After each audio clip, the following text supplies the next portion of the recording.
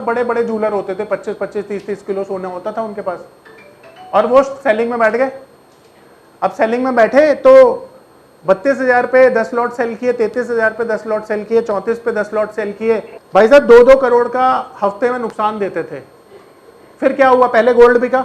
अच्छा, गोल्ड की तो कीमत ही कुछ नहीं है ना, 32 लाख रुपए का 1 किलो गोल्ड आ रहा है, और तुम जो है महीने में तुम 8-8 करोड़ का लॉस कर रहे हो, हफ्ते में 2 करोड़ का लॉस कर रहे हो।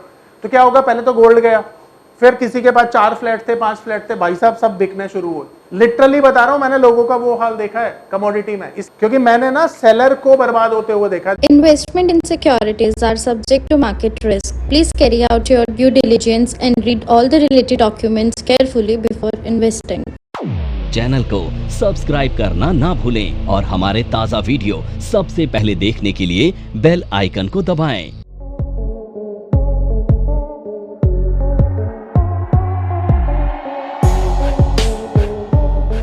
अब मैं आपको एक ऐसी स्ट्रेटेजी सिखा रहा हूं जिसमें आपका पोर्टफोलियो हेज होता है। अब ऐसा समझो कि आपके पास बहुत सारे शेयर्स हैं।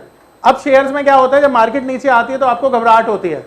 घबराहट होती है ना कि भाई हमारा जो पोर्टफोलियो है वो रेड में जा रहा है, कुछ कर नहीं पा रहे हैं उसके अगेंस्ट में, और जब कुछ कर नहीं पा रहे हैं तो क्या होता है, डर लगता है, मार्केट कुछ मन नहीं करता, बल्कि भूख प्यास भी मर जाती है ऐसे समय में, है ना। सच्चाई बता रहा हूं आपको, बहुत लोगों के फीडबैक मैंने सुने हैं।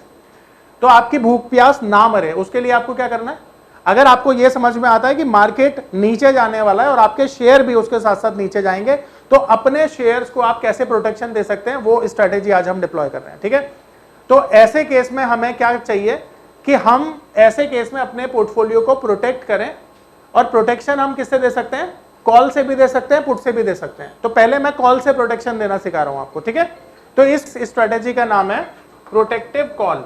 अब देखो, प्रोटेक्टिव कॉल एक ऐसी स्ट्रेटेजी है, जैसा कि आपको समझ में आ रहा है, नाम से ही पता चल रहा है कि हम कॉल के साथ कुछ ऐसा करने वाले हैं जिससे हमारा जो एग्जिस्टिंग पोर्टफोलियो है ना, ये कॉल उसको बचाएगी। इसलिए इसका नाम क्या है, प्रोटेक्टिव कॉल।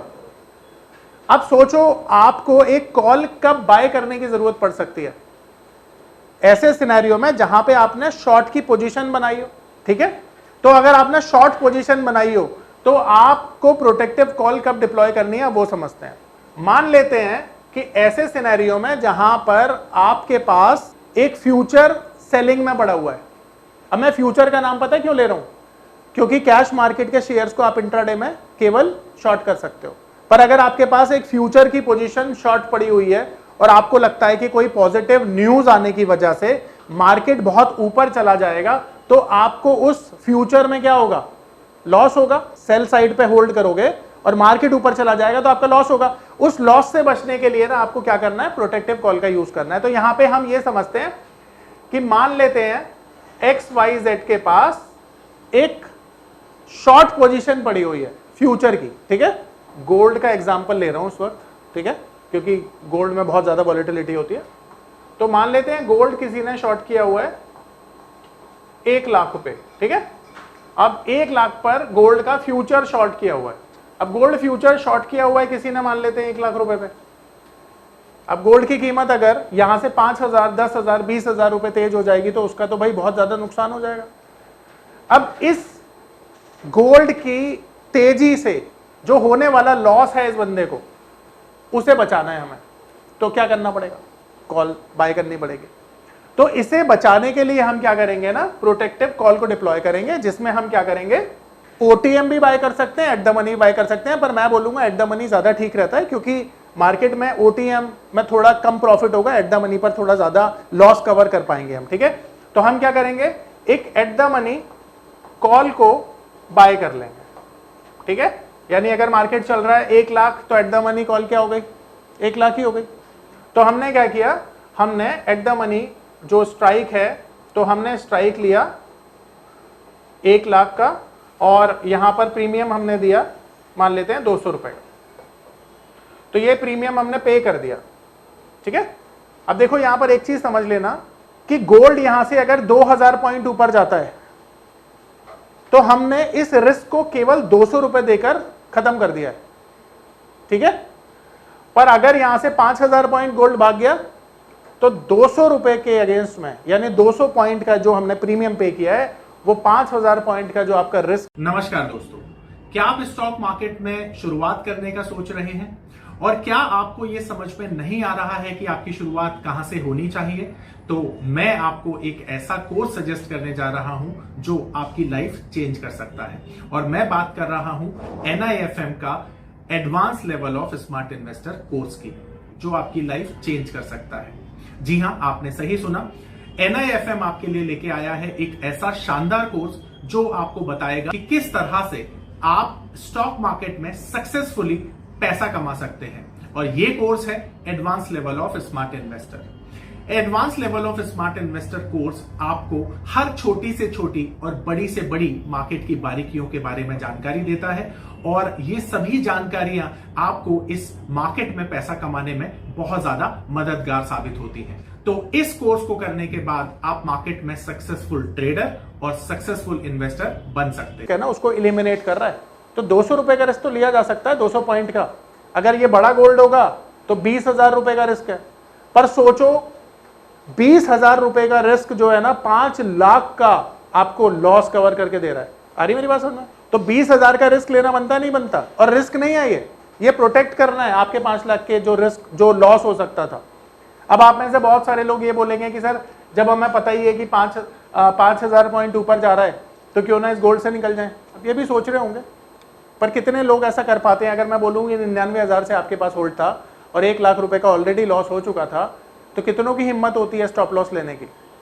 देखो, जब लॉस हो रहा होता है ना तो हम सब शक्तिमान बन जाते हैं, उस वक्त काटना कोई नहीं चाहता पोजीशन को, और इमोशनल होकर सोचते हैं अब नीचे आ जाएगा, अब नीचे आ जाएगा, अब नीचे आ जाएगा, और वो नीचे नहीं आता, ऊपर ही चलता है। तो ऐसे केस में ना तुम एटलीस्ट ये 20,000 रुपए का थोड़ा सा इंश्योरेंस लेकर अपने लॉस को तो थोड़ा सा कम कर सकते हो, ये समझदारी हो सकती है। तो ऐसे समय में हम क्या करेंगे, हम प्रोटेक्टिव कॉल को लेंगे और ये 200 रुपए का प्रीमियम देकर, 200 पॉइंट का प्रीमियम देकर हम अपने लॉस से बच जाएंगे। अब मान लेते हैं मार्केट की इस गोल्ड की एक्सपायरी हो जाती है, मान लेते हैं 1,03,000 पे एक्सपायरी हो जाती है। अब 1,03,000 पे एक्सपायरी हो जाती है तो यहां तो आपका बहुत मोटा लॉस हो गया भाई, क्योंकि आपने फ्यूचर शॉर्ट किया हुआ था। यहां पे जब आपने फ्यूचर शॉर्ट किया हुआ था तो आपका 3 लाख रुपए का नुकसान हो गया, तो यहां पे आपका 3 लाख का नुकसान हुआ, ठीक है। और साथ में अब क्योंकि आपने एक ATM कॉल को बाय किया हुआ था, अब ये जो ATM कॉल आपने बाय की है, यहां पे 200 रुपए का आपने इंश्योरेंस लिया था, यानी ये 20,000 का आपका इंश्योरेंस हो गया। इनटू मैं अगर इसे 100 कर दूंगा तो आपका लॉट साइज और ये प्रीमियम निकाल के 20,000 की कॉस्टिंग आ जाएगी, वो आप सब जानते हो।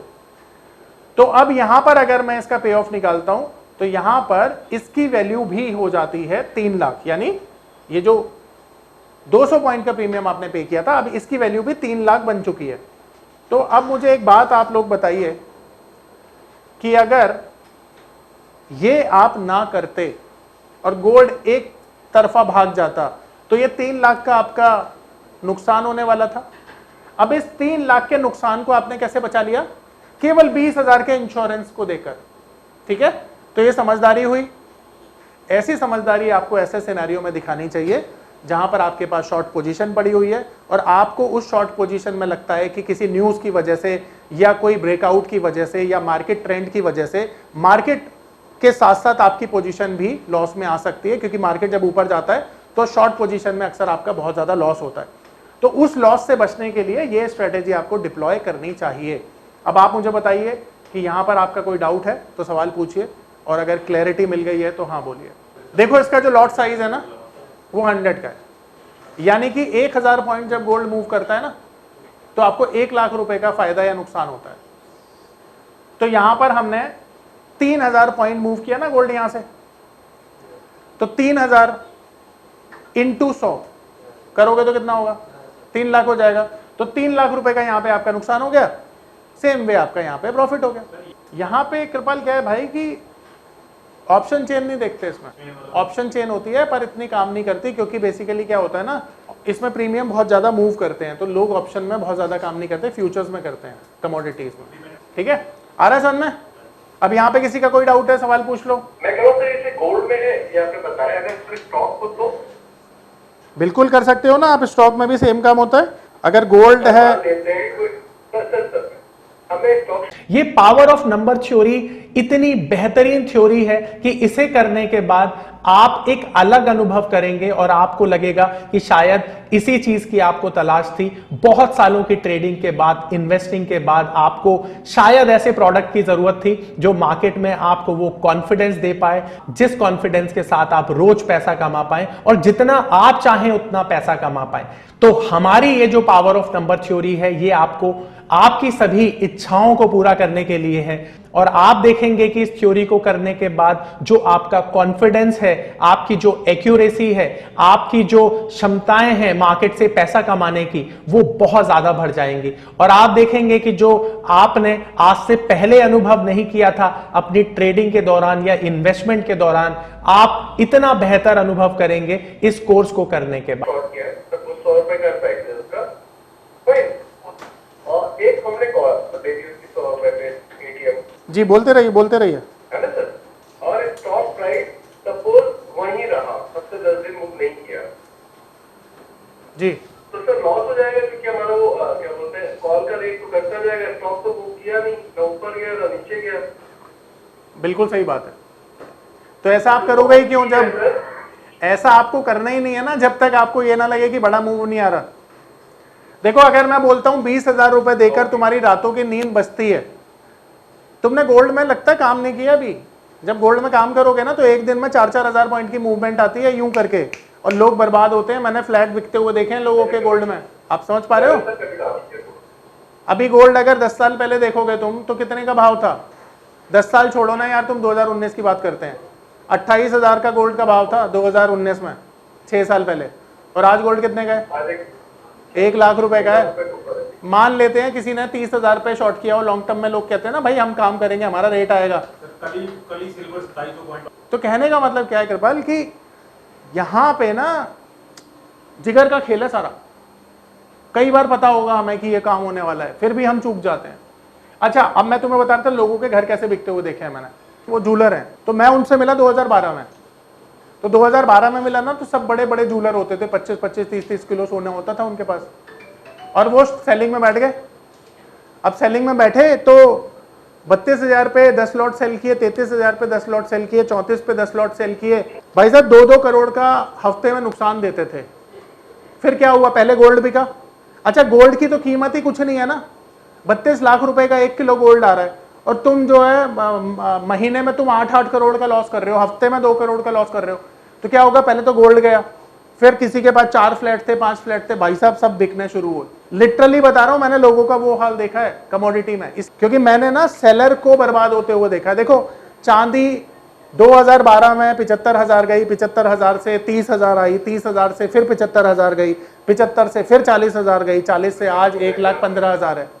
तो अगर सिल्वर में आपने खरीदारी की होती, गोल्ड में खरीदारी की होती, तो मैं ये नहीं कह रहा मार्केट नीचे नहीं जा रहा, पर नीचे जाने के बाद भी क्या हो रहा है? आपका प्रॉफिट बन रहा है। तो हमेशा कमोडिटी का एक नियम याद रखना, don't ever try to sell commodities, specially gold and silver. अगर तुम चाहते हो कि तुम्हारे फ्लैट बने तो बाय करना, सेल मत करना, ठीक है? इनमें बड़ी मूवमेंट आती है भयानक तौर पे। चलो एनीवेज, ये समझ में आ गया सबको। अब देखो, मॉरल ऑफ द स्टोरी ये थी कि तुमने 20,000 रुपए देकर अपनी रातों की जो नींद थी ना, वो उड़ने से बचा ली, ठीक है?